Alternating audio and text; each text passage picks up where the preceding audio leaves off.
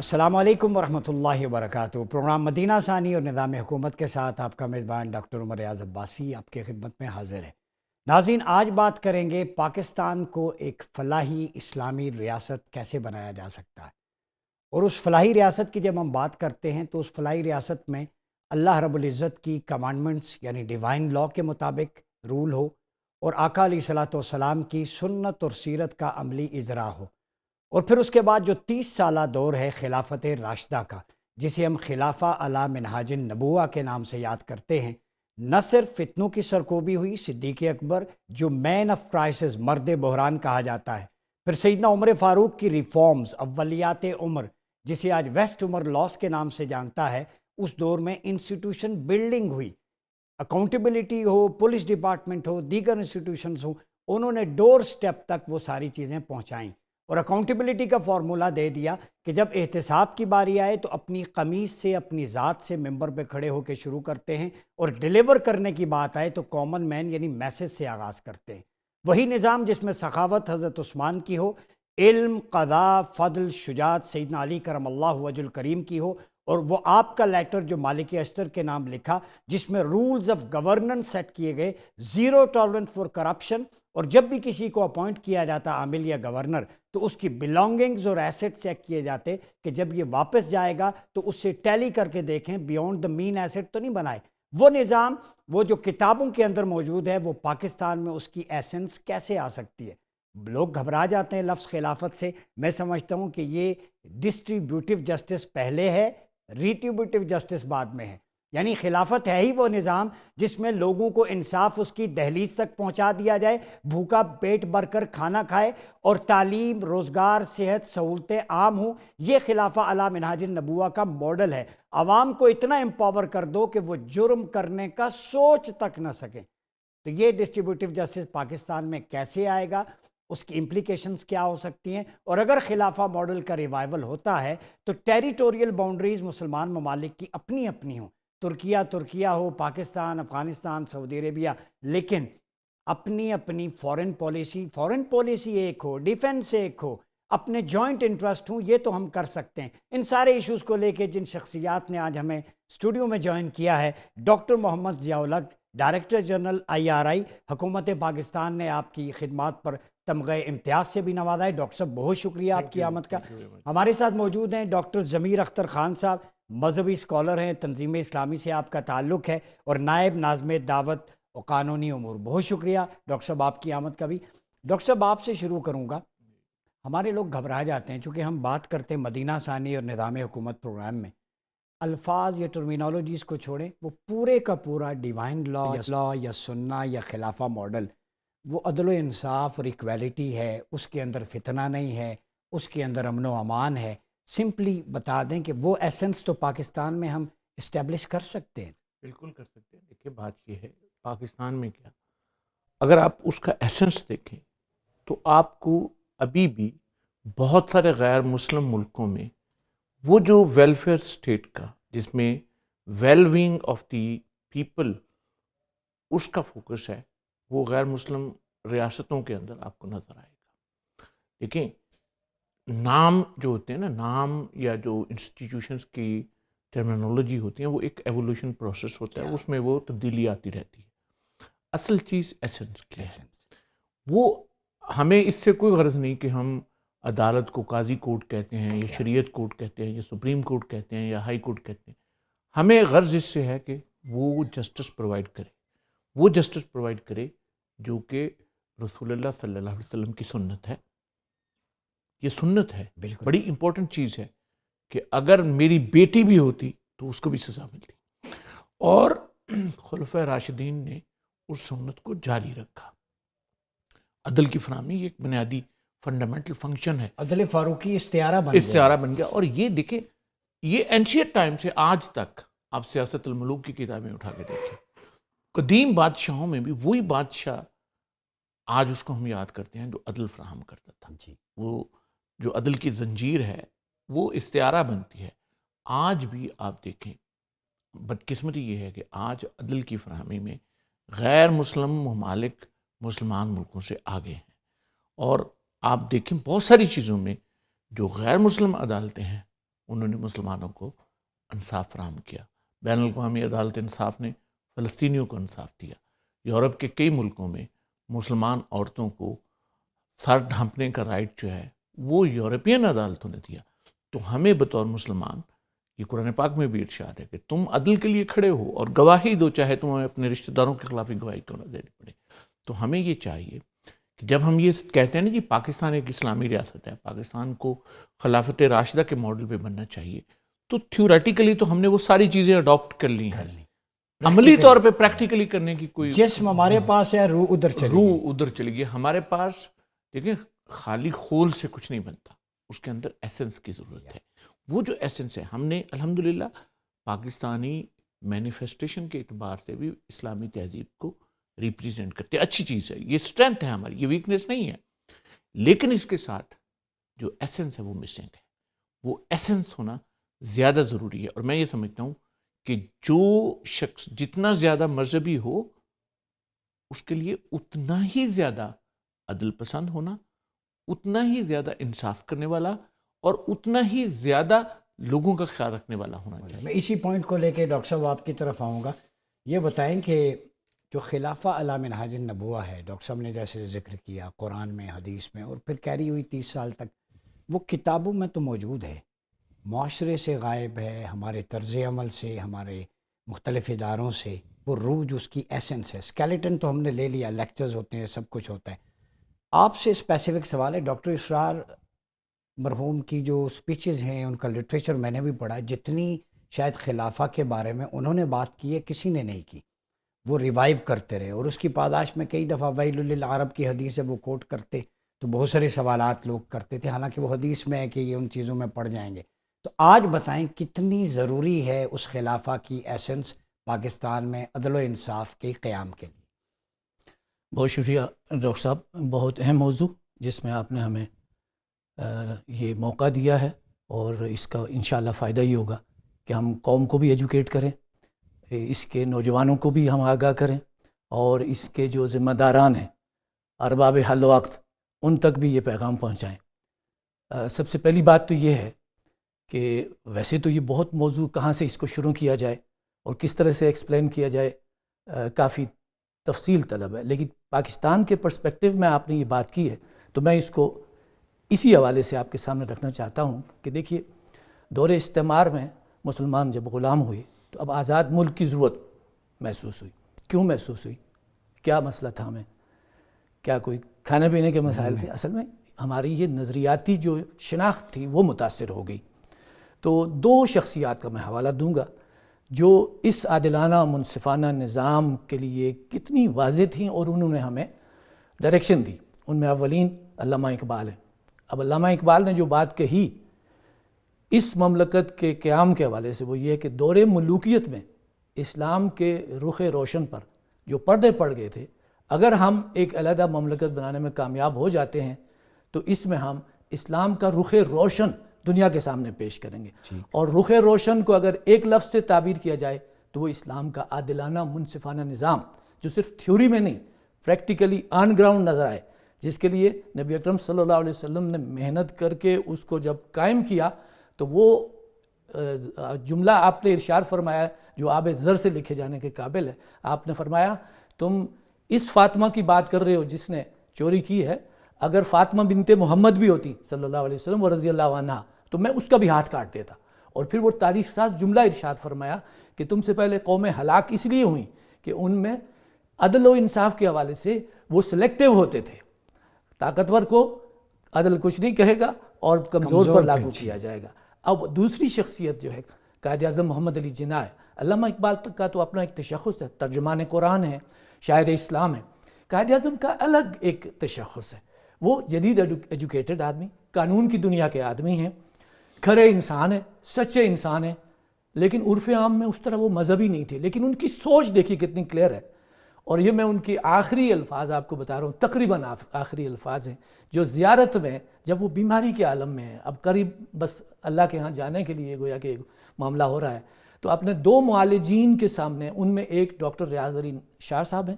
Doctor ریاض علی شاہ صاحب کے retired professor ہیں، مجھے نہیں معلوم کہ حیات ہیں کہ نہیں. وہ بتاتے ہیں کہ قائد اعظم نے آخری وقت میں کہا کہ میں بہت خوش ہوں doctor, I am very happy. تو ہم نے سمجھا کہ یہ شاید صحت کے بارے میں کچھ عرض فرمانے جا رہے ہیں. انہوں نے کہا کہ پاکستان بن گیا. Doctor I am very happy, Pakistan has come into existence. اور دوسری بات انہوں نے یہ کہی، انہوں نے کہا یہ ہمارے لیے ممکن نہیں تھا اگر نبی اکرم صلی اللہ علیہ وسلم کا فیض نہ ہوتا. اور نمبر 2 بات انہوں نے جو کہی، اور وہ یہ کہ اللہ نے ہمیں موقع دے دیا ہے کہ ہم اس مملکت کو خلافت راشدہ کا نمونہ بنائیں تاکہ اللہ کی بادشاہی زمین کے اوپر قائم ہو جائے. تو واقعتاً پاکستان کے پس منظر میں ہم سمجھتے ہیں، جس طرح ڈاکٹر صاحب نے فرمایا، ایسنس چاہیے، صرف تھیوریٹیکل نہیں، پریکٹیکل. اور اس کے لیے خاص طور پر 3 اجتماعی شعبوں کو اگر ٹارگٹ کر کے، جس میں سماج، معیشت اور سیاست، ان تینوں کو اگر خلافت راشدہ کے نمونے کے مطابق ہم ڈھال لیں تو وہ جو ڈاکٹر صاحب نے مثال دی کہ ویسٹ اس کو فالو کر رہا ہے، تو واقعتاً اس وقت ویلفیئر سٹیٹ کا جو بہترین ماڈل اسکینڈینیوین ممالک میں ہے، اس کو ہم کہہ سکتے ہیں کہ دراصل وہ انہوں نے نقل کی ہے ہمارے نظام. بالکل اسی کو لے کے آگے چلیں گے. ڈاکٹر صاحب یہ بتائیں کہ آپ کی اکانومی، پالیٹکس، سوسائٹی، جس طرف ڈاکٹر صاحب نے اشارہ کیا، یہ 3 چیزیں ہیں ڈائنامک. اور اگر ہم سیاست کی بات کریں تو اس کے بھی 3 سٹیجز ہیں. ایک ہے اصلاح نفس، ایک ہے تدبیر منزل، فیملی کے ریلیٹڈ ایشو، تیسری ہے سیاست مدن، گورن کیسے کرنا ہے ملک کو، معاشرے کو عدل و انصاف پہ کیسے کھڑا کرنا ہے. تو سیاست تو ہے ہی اصلاح کا نام، فتنے کو ختم کرنا، کانٹ چھانٹ کر کے پیوریفائی کرنا. یہ پیوریفیکیشن کا پروسیس پاکستان کے کانٹیکسٹ میں کیسے پاسبل؟ یہ دیکھیں، اس میں اگین ہمارے سامنے جو ایگزامپل ہے وہ رسول اللہ صلی اللہ علیہ وسلم کی ذات ہے. یہ ہے سوشل ریکنسٹرکشن، جس کو علامہ اقبال نے اپنی religious reconstruction of religious thought in Islam, اس میں بڑے تفصیل کے ساتھ بیان کیا. میں آپ کو تھوڑا سا اس کا لنک بتاتا ہوں. آپ دیکھیں، رسول اللہ صلی اللہ علیہ وسلم نے جب ریاست مدینہ کی بنیاد رکھی تو آپ صلی اللہ علیہ وسلم نے مدینے میں آپ بعد میں تشریف لائے. میثاق مدینہ 1 صدی ہجری میں ہوا، لیکن ریکنسٹرکشن کا آغاز بیت عقبہ سے کر دیا. وہاں سوشل آرگنائزیشن بنا دی. لیکن اس وقت جب رسول اللہ صلی اللہ علیہ وسلم مدینہ میں تشریف لائے تو رسول اللہ صلی اللہ علیہ وسلم مدینہ میں تشریف لاتے ہوئے آپ کے سامنے ایک ڈائیورس سوسائٹی تھی، جس میں مسلمان تھے، کرسچن تھے، یہودی تھے، مشرق عرب بھی تھے. ڈاکٹر حمید اللہ کے خیال میں اس وقت یثرب کی آبادی تقریباً 10,000 تھی. رسول اللہ صلی اللہ علیہ وسلم نے ان کی سوشل ریکنسٹرکشن کی، ایک سوشل آرگنائزیشن بنائی. ہر گروہ کی اپنی آئیڈینٹی کو پروٹیکٹ رکھا. میثاق مدینہ انکلوسیو ماڈل. جو یہودی ہیں ان کی آئیڈینٹی کو پروٹیکٹ رکھا، عیسائیوں کی آئیڈینٹی کو پروٹیکٹ رکھا، مشرکین کی آئیڈینٹی کو پروٹیکٹ رکھا، مسلمانوں کی آئیڈینٹی کو پروٹیکٹ رکھا. یعنی اوس و خزرج کے وہ جو جتنے قبیلے تھے، 10 یا 11 قبیلے تھے، ان کے ہر قبیلے کا نام رکھا. اسی طرح جو مہاجر تھے، مہاجروں کے فیمس کلاسیفیکیشن تھی بنو ہاشم اور بنو امیہ، اس کو بھی برقرار رکھا. لیکن ان کے اوپر ایک نئی آئیڈینٹی انٹروڈیوس کروا دی. وہ کون سی آئیڈینٹی تھی؟ مہاجر اور انصار. یہ ایتھنک آئیڈینٹی نہیں تھی، ریجنل آئیڈینٹی نہیں تھی، بلکہ یہ فیتھ بیسڈ آئیڈینٹی تھی. اب میں آپ کو تھوڑا سا پاکستان کے کانٹیکسٹ میں لکھ کہتا ہوں. بڑی دلچسپ اسٹڈی ہے، میں رات اس کے حوالے سے مطالعہ کر رہا تھا. آپ دیکھیں، آپ کراچی سے چلتے نا تو آپ کو سندھی زبان اس کا واسطہ پڑتا ہے. آپ بہاولپور پہنچتے ہیں تو وہ سندھی لینگویج وہ اس میں ریاستی لینگویج میں تبدیل ہوتی ہے. وہاں سے ملتان آتے ہیں تو وہ ملتانی یا سرائکی میں تبدیل ہوتی ہے. ملتان سے آگے میاں چنو سے ہوتے ہوئے جب ہم جیلم تک آتے ہیں تو وہ پنجابی کے مختلف ڈائلیکٹ پٹھواری، وہاں سے پٹھواری بنتی ہے. پٹھواری پشاور میں جا کے پشتو بن جاتی ہے، اور کشمیر میں جا کے کشمیری بن جاتی ہے، اور اس کے بعد بلتی بن جاتی ہے. اور انہی کے ساتھ لنکڈ ہے بلوچی لینگویج، اور اس کو اعتزاز حسن کہتے ہیں. اس سارے پورے اس لنک کو کہتے ہیں the civilization of Sindh. Subcontinent, Indus civilization. جو سب کانٹیننٹ ہے نا، سب کانٹیننٹ میں ہمیشہ سے 2 سویلائزیشنز رہی ہے، سندھ کی سویلائزیشن اور ہند کی سویلائزیشن. یہ سویلائزیشنز کبھی میچ نہیں ہوئی، کبھی ایک دوسرے سے ملی نہیں. گنگا اور جمنا کی سویلائزیشن اور ہے، سندھ کی سویلائزیشن اور ہے. سندھ کا دریا صاف ستھرا ہے، جب چاہیں آپ اس کا پانی پی سکتے ہیں. گنگا اور جمنا کا پانی گندا ہے کیونکہ اس میں شروع سے ہی لاشوں کو جو ہے وہ کیا جاتا تھا. تو یہ ہمیں یعنی یہ بائی ڈیفالٹ اللہ تعالیٰ نے پاکستان کا یہ جو خطہ ہے یہ by default rest of India سے مختلف ہے. تو ہمیں بھی اسی قسم کی سوشل ریکنسٹرکشن کی ضرورت ہے. آپ ہماری عادتوں کو دیکھیں، ہمارے کھانوں کو دیکھیں، ہمارے صوفیوں کو دیکھیں، ہمارے ہیروز کو دیکھیں، ہمارے کلچرز کو دیکھیں، آپ کو اس میں بے شمار انٹیگریشن ملے گی. آپ پشاور چلے جائیں، پشاور کی نمک منڈی میں آپ کو بے شمار پنجابی ملیں گے جو پٹھانوں سے بہتر پشتو ملتے ہیں. آپ لاہور کی بزنس کی کسی مارکیٹ میں چلے جائیں، وہاں تجارت کرنے والے پٹھان ہوں گے اور وہ پنجابیوں سے بہتر پنجابی بول رہے ہوں گے. یہی ایگزامپلس آپ کو کراچی میں ملیں گی، یہی بلوچستان میں ملیں گی، یہی گلگت بلتستان میں ملیں گی، یہی کشمیر میں ملیں گی. ڈائیورسٹی ود یونٹی کہہ سکتے ہیں. یونٹی ان ڈائیورسٹی. یونٹی ان ڈائیورسٹی. اور ہم تو اتنے ڈائیورس بھی نہیں ہیں. ہمارے ہاں ڈائیورسٹی صرف ایک یعنی ایک حد تک ہم ایک دوسرے سے مختلف ہے. زیادہ تر چیزوں میں ہم ان بلٹ ایک دوسرے کے ساتھ میچ کرتے ہیں. آپ دیکھیں یہ شلوار قمیض بیسیکلی بلوچی لباس ہے. جو حیدرآباد وغیرہ سے ہجرت کر کے مسلمان آئے تھے وہ تو وہ پاجامہ پہنتے تھے. ہندوستان کی خواتین جو ہندو خواتین تھی وہ ساڑی پہنتی تھی. وہ ہم نے یعنی بائی ڈیفالٹ ہوا، یہ کسی گورنمنٹ کے پلان کے ساتھ نہیں، کچھ نہیں ہوا. ہم نے اس بلوچی شلوار کو اس کا گھیرا تھوڑا سا کم کیا، قمیض تھوڑی سی لمبی کی اور ایک خوبصورت شلوار قمیض کی صورت میں ایک باوقار قسم کا لباس جو ہے وہ بن گیا. اب ہم اس کو گندا رکھیں. آپ دیکھیں شلوار قمیض ایک خوبصورت لباس ہے.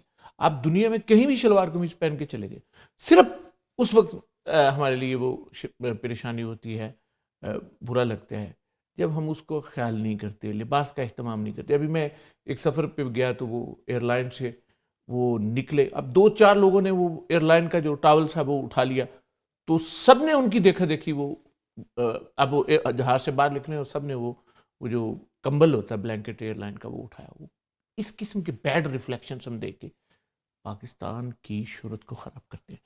پاکستان اتنا ہی اچھا ہے جتنا دنیا کا کوئی دوسرا ملک، بلکہ ان سے زیادہ اچھا ہے. پاکستان اتنا ہی برا ہے جتنا دنیا کا کوئی دوسرا ملک. اسی پوائنٹ ہاں صرف ضرورت اس بات کی ہے کہ ہم نے سوشل ریکنسٹرکشن نہیں کی. ہم نے اپنی سوسائٹی کے اندر، ہر سوسائٹی نے، اور یہ خلافت راشدہ میں بھی ہوا، رسول اللہ آخر اتنی بڑی اسلامی سویلائزیشن کیوں بنی؟ ایک سیوک ایجوکیشن اور پروسیس کا آغاز رسول اللہ صلی اللہ علیہ وسلم نے فرمایا. آپ نے لباس کیسا پہننا ہے، آپ نے پانی کیسے پینا ہے، آپ نے وضو کس طرح کرنا ہے، آپ نے گھر کو کیسے صاف رکھنا ہے، آپ نے بدن کو کیسے صاف رکھنا ہے. یہ سب سیوک ایجوکیشن کا طہارت ہماری تھی چلی کہیں اور چلی گئی. اب ہم نے اس کی کچھ مینیفیسٹیشنز کو رکھا لیکن وہ ایسنس ہم نے نکالا. جی ڈاکٹر صاحب، آپ یہ ڈاکٹر صاحب نے بڑا خوبصورت جو انسائٹ فل ایک نقشہ بیان کیا. چیزیں ہماری تھیں ساری بالکل درست ہے، ہماری کتابوں میں پڑھائی جاتی ہیں، دعویٰ بھی ہے، جمعہ ہے، کمیونٹی ایک سینٹر مسجد کو کہہ لیں، ریفریشنگ کورس ہوتا ہے ہر جمعے کو. کیا ہمارے وارثان محراب و منبر وہ تلقین نہیں کر رہے جو دین کی دعویٰ ہے، جو ڈاکٹر صاحب بات کر رہے ہیں، آپ یہاں بیٹھ کے کر رہے ہیں، ناظرین کو ان کی تربیت کر رہے ہیں، نالج آگے پہنچا رہے ہیں. ہر ہفتے اگر جمعے سے یہ میسج جائے، مسجد سے جائے، وہ کمیونٹی ماڈل کا نقشہ، وہیں پہ تو فیصلے ہوتے تھے رسول اللہ کے دور میں، تو مسجدیں بھی ہم نے سکیڑ دی ہیں. جہاں پہ لکھا ہوتا ہے یہاں پارکنگ نہیں کرنی، کوڑا نہیں پھینکتا، وہیں پہ آپ دیکھیں گے پھینکتے ہیں. وہ ایسنس غائب ہے. تو اس کا مطلب ہے سارے کام حکومتوں یا اداروں کے نہیں ہیں. پبلک اویئرنیس میں اہل علم کا کتنا کردار ہے وہ بھی تو بتائیں ڈاکٹر صاحب.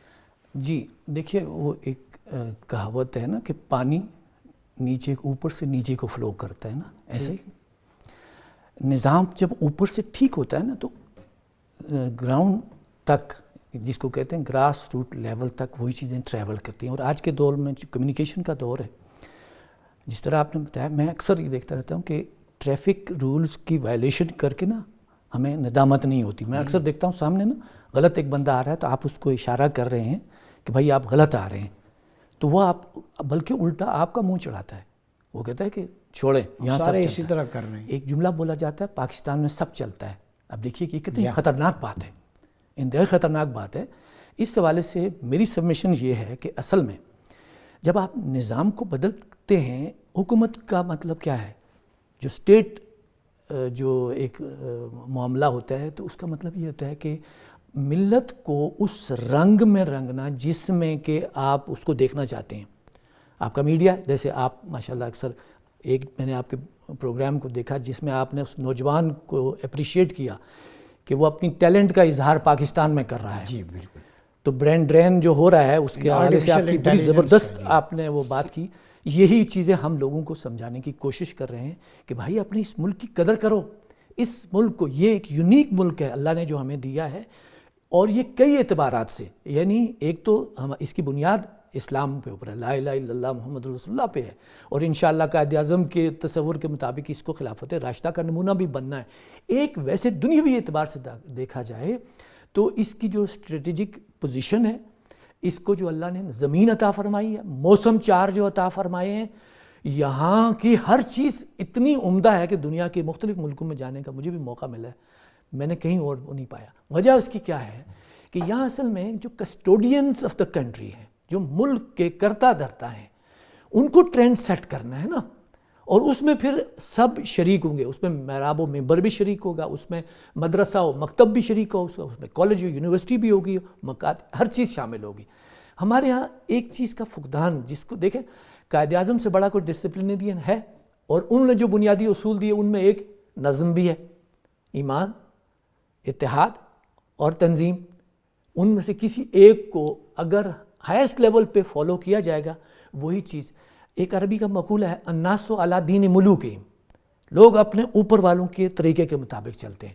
میں نیچے کی جو غلطیاں ہیں ان کو جسٹیفائی نہیں کر رہا ہوں، گندگی کو میں جسٹیفائی نہیں کر رہا ہوں، لیکن جو کچھ اوپر ہوتا ہے وہی. اس حوالے سے میں آپ سے عرض کروں کہ نبی اکرم صلی اللہ علیہ وآلہ وسلم نے جو صاف ستھرا معاشرہ تشکیل دیا تو سب سے پہلے اپنی اگزامپل سیٹ کی. خلفائے راشدین نے عالمی سطح پر اسلام کے عادلانہ نظام کو پیش کیا، اپنی اگزامپل پہلے سیٹ کی.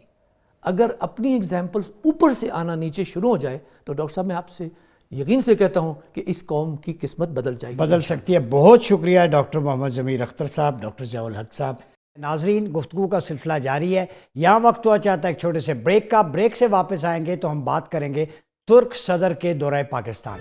ویلکم بیک ناظرین، پروگرام میں ایک دفعہ پھر آپ کا خیر مقدم ہے، اور پروگرام کے اس حصے میں ہم بات کریں گے ترک صدر رجب طیب ایردوان کے پاکستان کے دورے کی.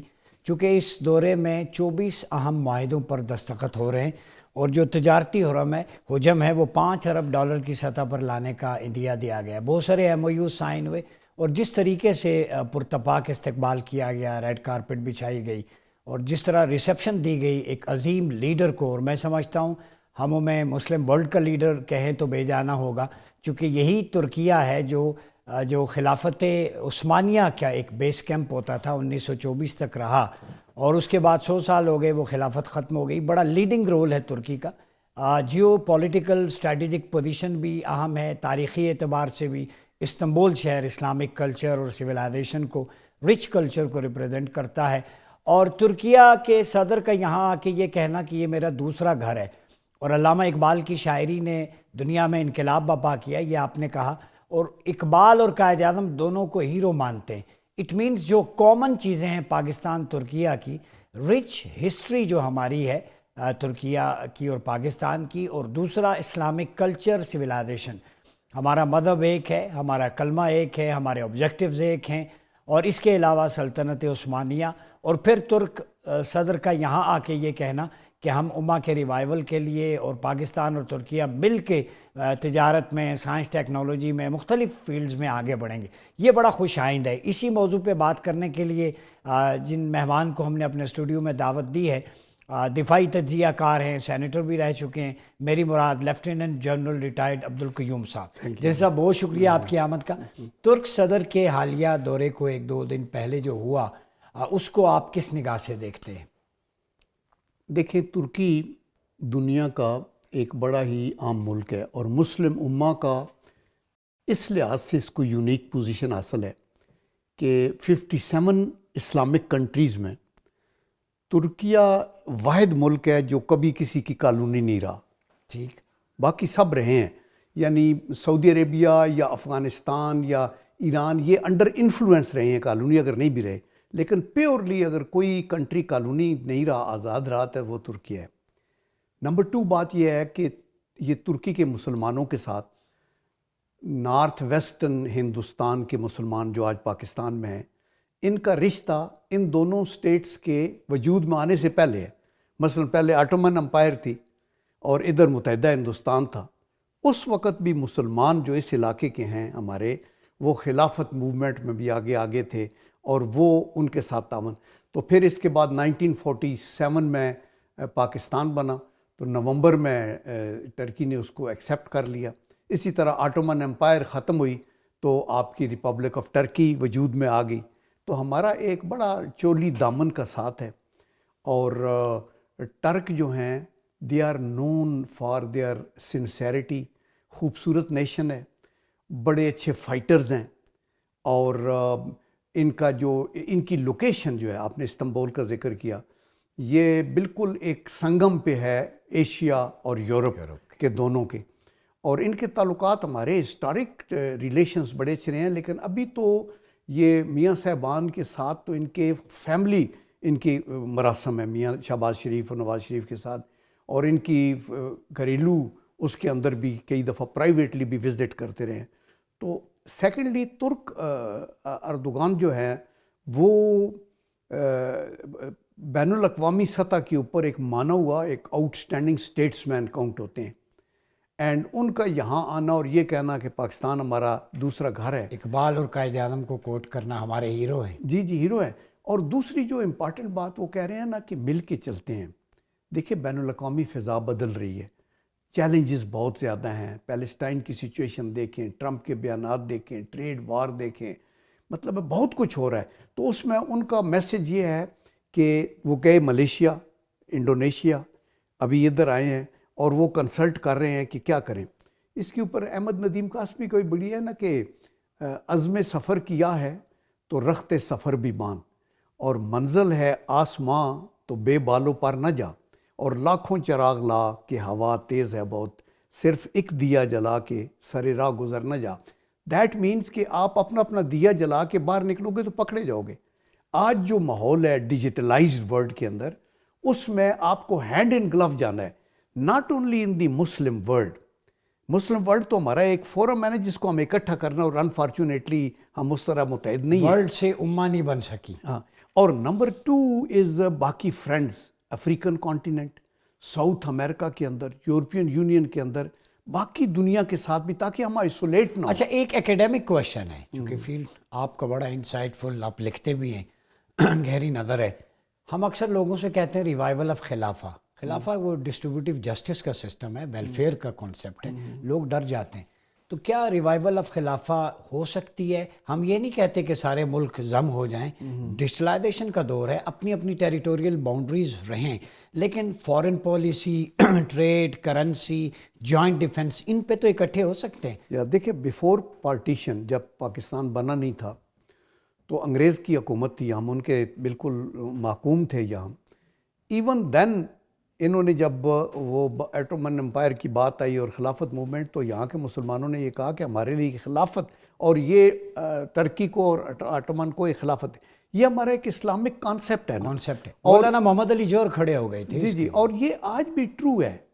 دیکھو نا، ایک ہوں مسلم حرم کی پاسبانی کے لیے، نیل کے ساحل سے لے کے تابخا کے کاشت، تابخا کے کاشتکار۔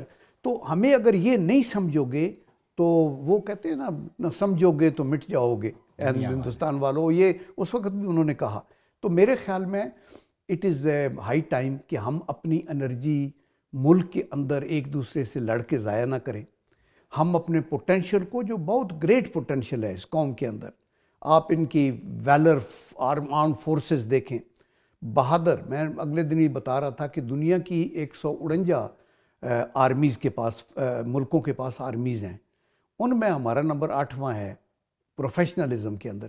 تو یہ اتنے تعصب کے بعد، اتنا اسلامو فوبیا کے چکر میں، اتنا جو ہمارے پیچھے، اور ہمیں کہتے ہیں ہمارے جوڈیشل سسٹم 129واں ہے اور کرپشن 135واں ہے، وہاں یہ تسلیم کرتے ہیں کہ آپ کی آرم فورسز کا جو پروفیشنلزم ہے وہ 8واں 9واں ہے۔ اچھا یہ پاسبل ہے کہ ترکی کو ہم کہتے ہیں کہ جی کہ آپ ٹورزم ٹریڈ اس کا ہب بن جائے, پاکستان جو ہے وہ خلافت کا ڈیفنس بیس کیمپ بن جائے, حرمین شریفین ہمارا اسپریچول بیس کیمپ ہو, اس طرح چل سکتے ہیں. ضرور. دیکھیں نا, ویژنری لیڈرز جب بیٹھتے ہیں نا تو ان کی سوچ جو ہے وہ صرف اپنے ملک تک محدود نہیں ہوتی, ان کو فیوچر میں بھی اکراس دی ماؤنٹینز وہ ہاریزن کے آگے بھی دیکھتے ہیں کیا ہونے والا ہے. تو میرے خیال میں مسلمانوں کے لیے جب ابھی گریٹر اسرائیل کی بات ہو رہی ہے, اب جب کوئی قانون نہیں ہے, وہ کہہ رہا ہے کہ پیلسٹینین کو نکال دیں گے, تو گریٹر خلافہ بھی ہو سکتی ہے. تو ہر چیز, تو اس لیے ہمیں اپنے ڈیفنس کے لیے اپنے طور کے اوپر ایک محبت کے رشتے میں جکڑنا چاہیے. آپ کے پاس دیکھیں پاکستان ہے, نیوکلیئر پاور ہے, میزائل پاور ہے, آپ کے پاس ٹرکی ہے ویری اسٹرانگ, آپ کے پاس ایران ہے ویری اسٹرانگ, انڈونیشیا ملیشیا کی اپنی اسٹرینتھ ہے, ایجپٹ ہے, میں ان سے بھی ڈیل کرتا رہا جب پی او ایف کا میں چیئرمین تھا, ان کے آنے جانے. یہ ایسے ہو جائیں مکہ بن جائیں تو طاقت کا کیا عالم ہوگا. جی جی, تو وہ ہمیں, اور یہ ہم مکہ کسی کے خلاف نہیں بنتے, اپنے دفاع کے ہم کہتے ہیں کہ یہ باکسنگ کا وہ مکہ ہے جو گارڈ کرتا ہے, دفاع کے لیے. ہاں داغ وہ کرتا ہے, ورنہ فلسطینیوں کا یہ حال نہ ہوتا, کشمیریوں کا یہ نہ ہوتا, مکہ ہوتا. جی جی جی. تو اس لیے ابھی جب یہ آئے ہیں پریزیڈنٹ ترکیہ کے, تو ایک تو ان کا مشن آبجیکٹیو ہے ریوائول آف فرینڈشپ, ملنا جلنے سے انٹریکشن. نمبر 2 کہ ہماری یونائٹڈ رسپانس کیا ہونی چاہیے بین الاقوامی ایشوز کے اوپر. یہ ٹرک جو کہہ رہا ہے, یہ ٹریڈ وار جو ہو رہی ہے, یہ ٹرمپ کے بیانات جو آ رہے ہیں, یہ پیلسٹین کی بات جو ہو رہی ہے, یہ مودی سے جو ہاتھ ملا رہے ہیں, کوئی ادھر کر رہے ہیں ادھر کر رہے ہیں, تو یہ کیا ہوگا. اب انٹیلیجنس آفیسر جو لگی ہے ٹرمپ کی, وہ ہندوستانی نہیں یاد ہے, وہ انڈین ہے, بھگوت گیتا پہ اس نے ہاتھ رکھ کے حلف دیا ہے. ہاں, تو اندازہ کریں نا تو کتنا کلوز ہیں تو اس پاکٹس کہاں تک. ہمیں ان کی کلوزنس پہ کوئی ڈاؤٹ نہیں, ہمیں نہ کوئی گلا ہے. ہم یہ کہتے ہیں کہ یہ جو کلوزنس ہے جب ہمارے خلاف استعمال ہوگی تو ہمیں اس کا دفاع کرنا پڑے گا. پھر یہ ہے کہ یہ مل کے بائی لیٹرل ٹریڈ کی بات کریں گے. آپ نے ٹھیک کہا, ابھی تک تو یہ 1 بلین کے چکر میں آگے پیچھے ہیں.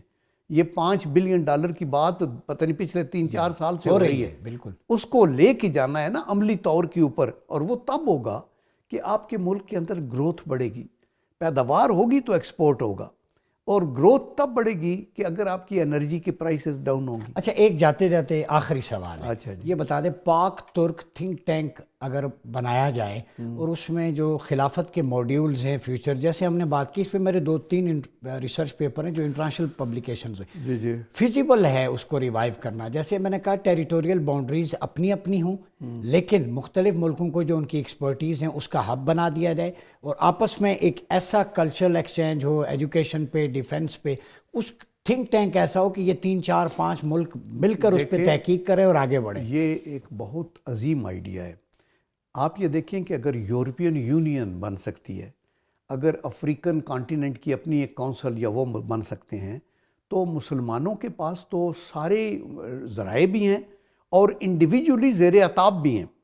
آپ دیکھیں ایک ایک کر کے آپ نے ان کے اوپر جتنی جنگیں ہوئی حالیہ, یہ عرب کی جنگیں, لیبیا, سیریا, ادھر ادھر 67 سے شروع ہے, اور پیلسٹینین کے ساتھ کیا ہوگا, یو ہیو ٹو یونائٹ, اور اس میں آپ کو کوئی روک نہیں سکتا. OIC آپ نے بنائی ہوئی ہے, آپ اس کو اور پوٹنٹ کریں اور اس کو کہیں کہ اوکے ہم اپنی ایک خلافت, ہماری ایک فیڈریشن کی آپس کے اندر تعاون کے ساتھ اپنا اپنا دفاع ہے, اپنی جیسے سب ادارے ہیں, OIC ہے, عرب لیگ ہے, رابطہ عالم اسلامی ہے, عسکری اتحاد ہے, لیکن پریکٹیکلی کچھ بھی نہیں ہے. پریکٹیکلی کچھ نہیں ہے. تو اس لیے we'll have to walk the talk and we'll have to see یہ ڈینجرز جو ہے نا وہ, ورنہ پھر وہی لوگ کہیں گے کہ تمہیں نے چشم پوشی کی جہاں کی پیش بینی سے, جو ہونا تھا وہ دیواروں پہ لکھا ہم نے دیکھا تھا.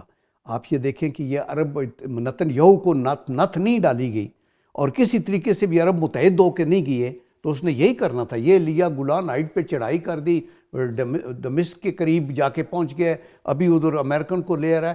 امریکہ کی اس وقت دنیا میں 800 بیسز ہیں, 800 بیسز ہیں ہر طرح. ابھی نیو کلونیلزم کا کانسیپٹ یہی ہے نا کہ ان کو دبائے رکھو. ابھی یہ غازہ کے اندر بھی ایک بیس بنانا چاہتے ہیں, اور وہ سوٹ کرتی ہے اسرائیل کو. بہت شکریہ جنرل عبدالقیوم صاحب. ناظرین آپ سنی, اگر سم اپ کریں تینوں مہمانوں کی گفتگو کو, تو خلاصہ یہ نکلتا ہے کہ مسلمانوں کو، پاکستانیوں کو، سب کو اگر اپنے آپ کو اسٹرینتھن کرنا ہے، آگے بڑھنا ہے، تو ہمیں ریوائول آف خلافہ کی طرف جانا پڑے گا۔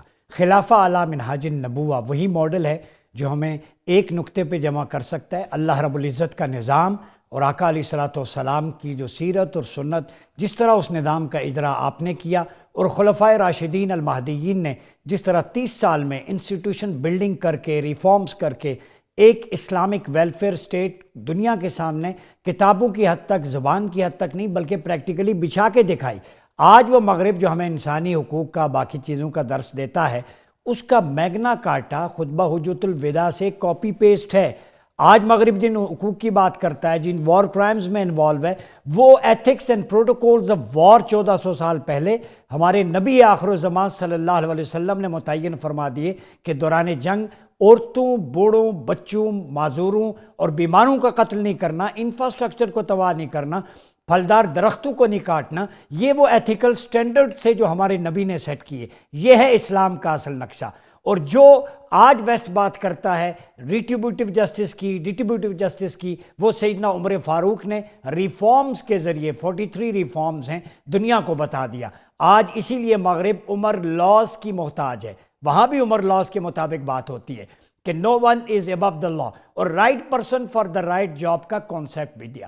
آج امہ کو اگر امہ بنانا ہے، جو کتابوں کے اندر سٹف موجود ہے، اسے نکال کے اپنے معاشرے میں نافذ کرنا ہے، تو ہم سمجھتے ہیں کہ ایک گریٹ تھنک ٹینک امنگ دا مسلم کنٹریز وہ بننا چاہیے، جس میں ترکیہ، پاکستان، انڈونیشیا، ملائیشیا، سعودی عربیہ سارے مل بیٹھیں، اپنی اپنی ٹیریٹوریل باؤنڈریز میں رہیں، جغرافیائی حدود میں، لیکن اپنی آپ ٹریڈ ایک کر دیں، اپنی فورن پالیسی ایک کر دیں، اپنا دفاع ایک کر دیں، اور امہ کے حوالے سے جو فیصلے ہیں وہ ٹیبل پہ بیٹھ کے ریزالو کریں، اپنی فالٹ لائنز کو ختم کریں اور سٹرنتھ بنے اتحاد امت کی صورت میں، تب جا کے آپ آگے بڑھیں گے۔ اپنا بہت خیال رکھیے گا۔ اپنے میزبان ڈاکٹر عمر ریاض عباسی کو اجازت دیجیے۔ اللہ حافظ۔